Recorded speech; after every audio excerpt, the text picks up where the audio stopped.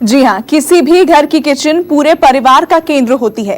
Kitchen का वास्तु और kitchen में रखी चीजों का हमारे जीवन और भाग्य से बहुत गहरा नाता है।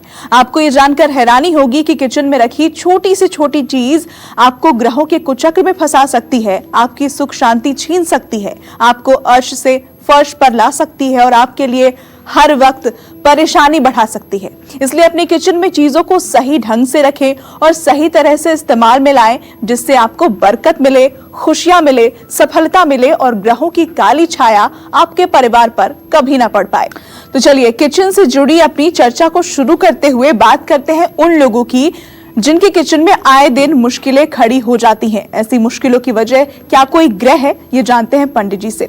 पंडित जी, किचन में रखी चीजों का क्या कनेक्शन होता है हमारे स्वास्थ्य से, हमारे घर में आने वाली खुशियों से, या फिर अगर बुरी नजर से? इसके बारे में दर्शकों को बताइए। सबसे पहले किचन से वो संबंध है जो संबंध एक व्यक्ति को जीवित रहने के लिए श्वास का है।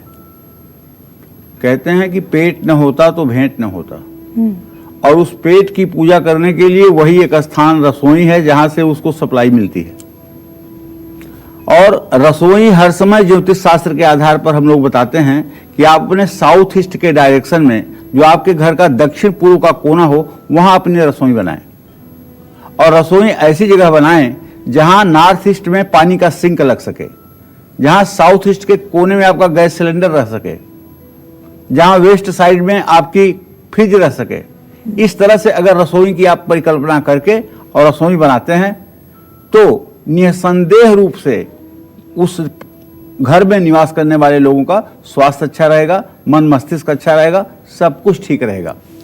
जिन लोगों की जन्म कुंडली में बुध ग्रह और चंद्रमा ग्रह, इनकी स्थिति ठीक नहीं है, तो उनकी रसोई या घर में अक्सर कीड़े आते रहते हैं। जरा गौर करके देखिएगा कि कहीं आपके घर में आए दिन कॉकरोच तो नहीं दौड़ते हैं? कहीं आपके घर में सिंक के नीचे जहां पानी जमा होता है वहां सफेद सफेद छोटे छोटे कीड़े तो नहीं दिखाई देते हैं? अगर हां तो कुंडली दिखवा लीजिए, चंद्रमा और बुध आपकी कुंडली में खराब होगा। परिवार की महिलाओं का, ऐसे परिवार में परिवार की महिलाओं के सेहत पर इसका बहुत बैड इफेक्ट पड़ता है। जब घर में या सूर्य की दिशा आपके लिए सही ना हो, माने पूर्व दिशा आपके लिए सही ना हो, तो घर की रसोई में रखा हुआ कोई भी ताजा सामान सड़ सकता है। देखिए, अगर ईशान कोण में पूजा स्थान बनाया जाता है तो अग्नि कोण में रसोई क्यों? प्रश्न ये उठता है। उत्तर इसका यह है कि सूर्य देव उदयाचल पर्वत से नॉर्थ ईस्ट से अपना प्रकाश देना शुरू करते हैं भारतवर्ष में, और ये प्रकाश 1 से 1.5 घंटे तक बना रहता है। उसके बाद वो धीरे धीरे ऐसा लगता है कि जैसे सूरज चल रहा है, लेकिन सूरज कहाँ चलता है? वो तो पृथ्वी चल रही है। तो धीरे धीरे वही सूर्य की रोशनी अग्निकोण की जगह में आ जाती है, और अग्निकोण में जब सूर्य की किरणें प्रवेश करती हैं तो वहाँ रसोई में किसी प्रकार का फंगस, किसी प्रकार की बैक्टीरिया, किसी प्रकार का विषाणु कीटाणु सब सूर्य की रोशनी से समाप्त हो जाते हैं। इसलिए साउथ ईस्ट के डायरेक्शन में ही हर समय किचन बनाने के लिए, भोजनालय बनाने के लिए विधान शास्त्रों में किया गया है। ये ऐसे ही नहीं है कि जो चाहे वो लिख दिए, कुछ उसका कारण है जिसके कारण ऐसा किया गया है। और जानते हैं, जिस घर में कीड़े दिखाई दें, कॉकरोच दिखाई दें, छिपकलियां किचन के ऊपर घूमती हों, विश्वास करिए ऐसे घर में रहने वाले जितने लोग होते हैं उतनी बुद्धि, और बिना कलह के तो कभी रोटी खा ही नहीं सकते। कलह का वातावरण जरूर होगा, माँ बेटी में नहीं बनेगी, बाप बेटे में नहीं बनेगा, ये सब स्थितियां बिना किसी कमी के होंगी। तो जब घर की रसोई में आए दिन कुछ न कुछ टूटना शुरू हो जाए और उपकरण खराब होने शुरू हो जाए, जैसे आपका मिक्सर ग्राइंडर है, वो इतना तेज चिल्लाए कि पूरा मोहल्ला जान जाए। आपने ओवन मशीन रखी हुई है, वो आए दिन खराब रहती है। आपने चिमनी लगवाई हुई है, ज़्यादा दिनों काम नहीं करती है। आपने एग्जॉस्ट फैन लगाया है, बार बार वो जलता है। आपकी फ्रिज बार बार खराब होती है। तब आप समझ लीजिएगा कि मंगल और शनि दोनों की स्थिति आपके जन्म कुंडली में अच्छी नहीं है। इससे रिश्तों में दरार आनी शुरू हो जाती है।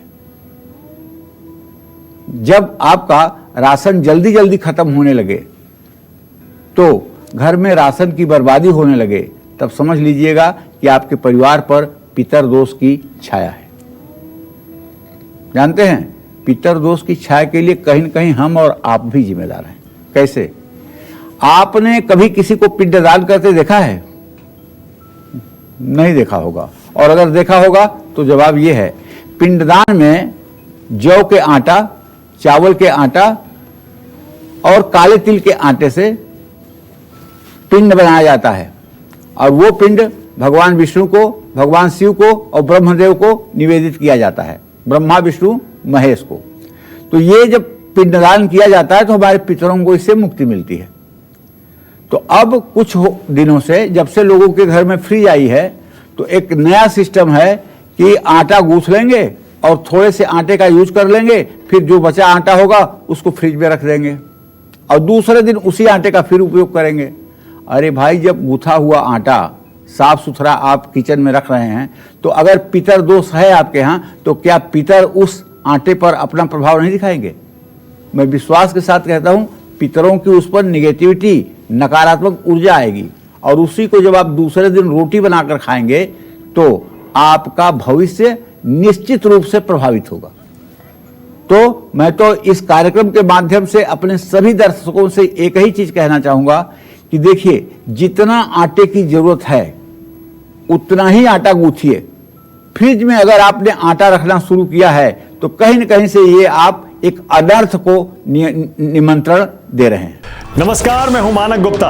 अगर आपको हमारा ये वीडियो पसंद आया हो तो इसे लाइक और शेयर जरूर करें, और हां, हमें सब्सक्राइब और फॉलो करना ना भूलें, ताकि आप देश और दुनिया की कोई खबर मिस ना करें। तो जुड़े रहिए हमारे साथ और देखते रहिए न्यूज़ 24।